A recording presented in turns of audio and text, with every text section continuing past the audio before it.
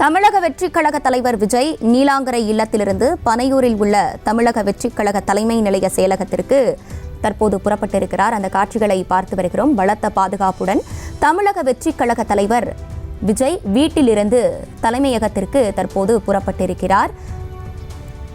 காலை முதலே இந்த பகுதியில் காவல்துறையினர் தடுப்புகள் வைத்து வெளியாட்கள் யாரும் உள்ளே செல்ல முடியாத அளவில் கண்காணித்து வரும் நிலையில் தற்போது தமிழக வெற்றிக் கழக தலைவர் விஜய் வீட்டிலிருந்து புறப்பட்டிருக்கிறார். அந்த காட்சிகளையும் பார்த்து வருகிறோம். தமிழக வெற்றிக் கழக தலைவர் விஜய் நீலாங்கரை இல்லத்திலிருந்து பனையூரில் உள்ள தமிழக வெற்றிக் கழக தலைமை நிலைய செயலகத்திற்கு தற்போது புறப்பட்டிருக்கிறார். இன்னும் 10 நிமிடத்தில் அவர் பனையூரில் இருக்கக்கூடிய தலைமையகத்திற்கு செல்வார் என்று தெரிவிக்கப்பட்ட நிலையில் தற்போது அவர் வீட்டிலிருந்து புறப்பட்டிருக்கிறார். கூடுதல் விவரங்களோடு சிவபிரகாஷ் இணைகிறார். சிவபிரகாஷ், இப்போ அவர் எப்போ கரெக்டா தலைமையகத்திற்கு வர இருக்கிறார்? வணக்கம் அர்ஷினி. இந்த தற்போது வீட்டிலிருந்து கிளம்பி இருக்கக்கூடிய விஜய் நேரடியாக அங்கிருந்து தலைமை அலுவலகத்துக்கு தான் வரவிருக்கிறார். கிட்டத்தட்ட 9:15 மணிக்கு கொடி பறக்கும் என்று நேற்று அறிவித்திருந்தார் விஜய். தற்போது அந்த கொடி 9:15க்கு பறக்குமா என்பதுதான் இங்க இருக்கக்கூடிய கேள்வியாக இருக்கின்றது. இந்த நிகழ்ச்சியை பொறுத்தவரையிலும் கிட்டத்தட்ட ஒரு 10 நிமிடத்திலிருந்து 15 நிமிடங்கள் வரை இவர்கள் ஏற்கனவே வைத்திருந்த ஷெட்யூல் தாமதமாகி கொண்டிருப்பதாகத்தான் தற்போது தகவல் கிடைத்திருக்கின்றது. அதன்படி தற்போது விஜயை பொறுத்தவரையிலும் அவருடைய தாய் சோபா மற்றும் அதே போல அவரது தந்தை எஸ். சந்திரசேகர் ஆகிய இருவரும் இங்கே இந்த கொடியேற்றக்கூடிய இந்த நிகழ்ச்சிக்காக தலைமை அலுவலகத்துக்கு வருகை தந்திருக்கின்றனர். அவர்கள் வருவதற்கு ஏற்பட்ட தாமதம் தான் தற்போது விஜயும் வீட்டிலிருந்து தாமதமாக கிளம்பி இருக்கிறார்கள் என்று சொல்லப்படுகிறது. தனது தாய்க்காக விஜய் கொரட்டூரில் கட்டி கொடுத்த அந்த சாய்பாபா கோயிலுக்கு சென்று அங்கு பூஜை செய்துவிட்டு தான் அங்கிருந்து நேரடியாக இங்கு வந்த தலைமை அலுவலகத்திற்கு அவரது தாய் வந்திருக்கிறார். இதன் காரணமாக ஏற்பட்ட தாமதத்தினால்தான் தற்போது இந்த நிகழ்ச்சியும் தாமதமாக நடக்கின்றது. ஆனால் தற்போது கிட்டத்தட்ட 8:55 மணி ஆகிறது. தற்போது விஜய் அங்கிருந்து அவரது வீட்டிலிருந்து கிளம்பி இருக்கிறார்.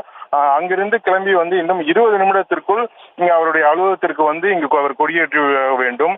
அதில் மிக முக்கியமாக அவரை பார்ப்பதற்காக ஆங்காங்கே அவரது வீட்டிலிருந்து நீலாங்கரையில் இருக்கக்கூடிய அவருடைய வீட்டிலிருந்து பனையூரில் இருக்கக்கூடிய அவரது இல்லம் தலைமை அலுவலகம் வரையிலும் ஆங்காங்கே நடுவில் விஜய் ரசிகர்கள் நின்று கொண்டிருக்கின்றனர். விஜயை பார்க்க வேண்டும் என்றும் இந்த நிகழ்ச்சிக்கு தங்களது ஆதரவை தெரிவிக்க வேண்டும் என்றும் தற்போது நாம் அந்த பறக்கக்கூடிய அந்த ட்ரோன் காட்சிகளின் மூலம் பார்க்கும்போது கிட்டத்தட்ட 2-3 கார்களின் மூலம் விஜய் மற்றும் அவருடைய நண்பர்கள் தோழர்கள் என அவர்கள் கிளம்பி இருக்கின்றனர். தனது வழக்கமாக வரக்கூடிய அந்த இனோவா காரின் மூலமாகத்தான் விஜய் இந்த நிகழ்ச்சிக்காக கிளம்பி கொண்டிருக்கின்றார். பொதுவாகவே இது போல கட்சி நிகழ்ச்சிகளுக்கு வருவதாக இருந்தாலும் சரி, அதிக கூட்டமான இடங்களுக்கு செல்வதாக இருந்தாலும் தன்னுடைய விலை உயர்ந்த காரை விஜய் எடுத்து வரமாட்டார். இந்த இனோவா காரில் தான் வருவார். அந்த வகையில் தான் தற்போது அந்த இனோவா காரில் கிளம்பி வந்திருக்கிறார்.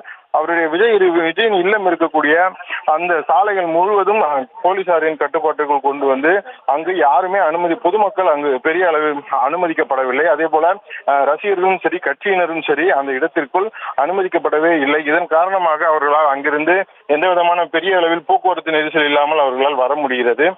ஆனால் அவர்கள் இங்கு தற்போது அங்க இருக்கக்கூடிய அந்த ஈசிஆர் சாலையை அடைந்த பிறகு அவர்களால் எவ்வளவு நேரத்தில் வர முடிய போகிறது என்பதுதான் தற்போது கேள்வியாக இருக்கின்றது.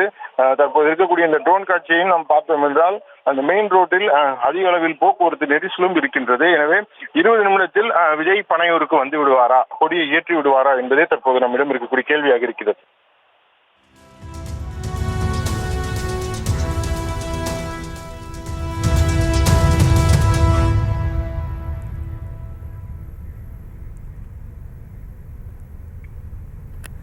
சிவபிரகாஷ், ஏற்கனவே 9:15 மணிக்கு கொடி ஏற்றப்படும்னு சொன்னாங்க.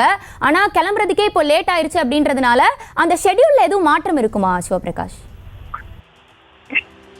இல்ல அர்ச்சனி, அதாவது இந்த ஷெட்யூலை பொறுத்தவரையிலும் இதுதான் ஷெட்யூல் என்று கொடுத்து விட்டார்கள். இந்த ஷெட்யூல் ட்ரிகர் ஆகுது என்பது இங்க இந்த பனையூரில் இருக்கக்கூடிய தலைமை அலுவலகம், தமிழக வெற்றி கழகத்தின் தலைமை அலுவலகத்தின் வாசலை தாண்டி அந்த வளாகத்திற்குள் விஜய் வந்த பிறகுதான் இந்த நிகழ்ச்சியின் ஷெட்யூல் ஆனது அதிகாரப்பூர்வமாக தொடங்கும்.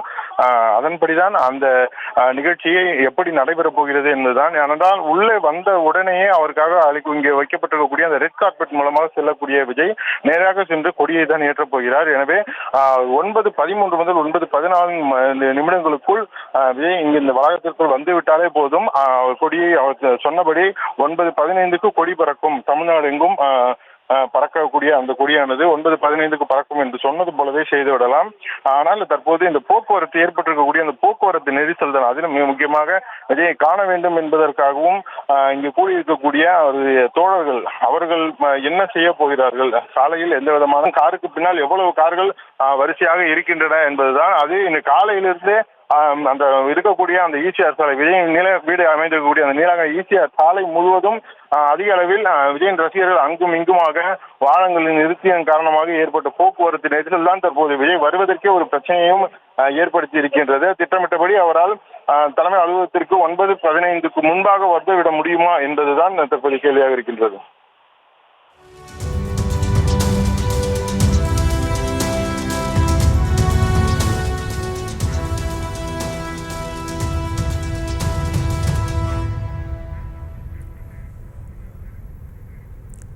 தற்போதைய விவரங்களுக்கு நன்றி சிவபிரகாஷ்.